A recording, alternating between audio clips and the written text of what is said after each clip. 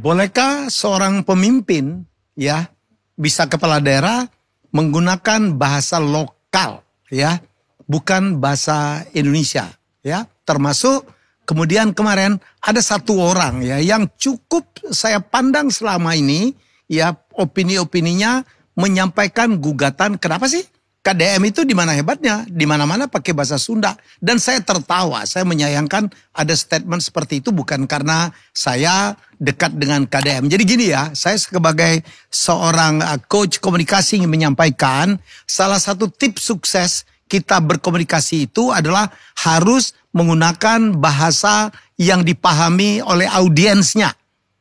Itu tips nomor 1 supaya apa yang kita sampaikan itu nyampe, efektif, tidak salah paham, tidak salah pengertian. Gunakanlah bahasa yang dipahami oleh pendengar kita atau audiens kita. Itu baru jempol. Nah, untuk Kang Deddy Mulyadi, KDM, dia itu adalah gubernurnya Jawa Barat, bukan gubernur Indonesia. Kenapa dia diterima? Kenapa kontennya banyak ditonton orang? Adalah justru karena dia menggunakan bahasa Jawa Barat. Karena dia itu membuat konten, beraktiviti, menemui rakyatnya adalah orang Jawa Barat yang semuanya atau hampir semuanya menggunakan bahasa Sunda. Dan beliau menggunakan bahasa Sunda. Itulah adalah seorang komunikator atau public speaker yang terbaik. Saya orang Palembang. Tapi saya berusaha dalam seminar-seminar komunikasi saya mengatakan bahwa tips nomor 1 gunakanlah bahasa audiens. Untuk itu kita harus tahu. Kalau kita mau meeting ketemu orang, ini orang mana? Orang Batak kah? Orang Jawa kah?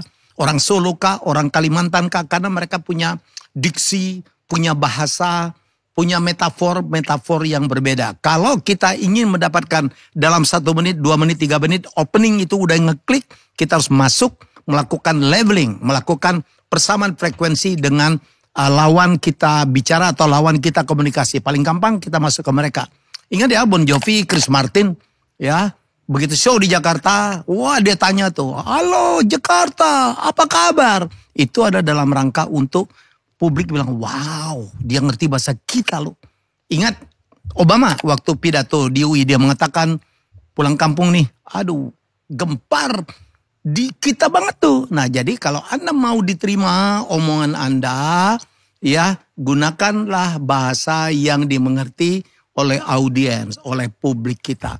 Ya, dia tahu dia gubernur Jawa Barat, dia bahasa Jawa Barat aja. Itulah yang membuat rating, survei indikator kepuasan rakyat, publik kepada KDM itu 94,5%. Karena apa yang beliau sampaikan itu nyampe dengan diksi yang sangat baik, dengan menggunakan bahasa yang sama dengan audiensnya.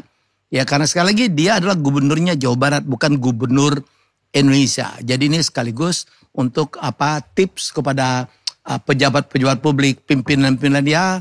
Kalau audiensnya nggak bisa bahasa Inggris, jangan bahasa Inggris lah. Ya, kalau audiens semua orang Batak, bahasa Batak aja. Ya, kalau audiens semua orang Palembang, bahasa Palembang lah. Itu yang paling efektif. Saya ngomong tentang efektivitas. Iya, kita punya bahasa persatuan. Tapi kalau seorang KDM di level nasional, dia bicara misal diundang oleh DPR RI, berdialog dengan menteri yang bukan orang Sunda, memang bahasa yang harus dipergunakan adalah bahasa Indonesia, bahasa persatuan kita. Jadi itu tips saya.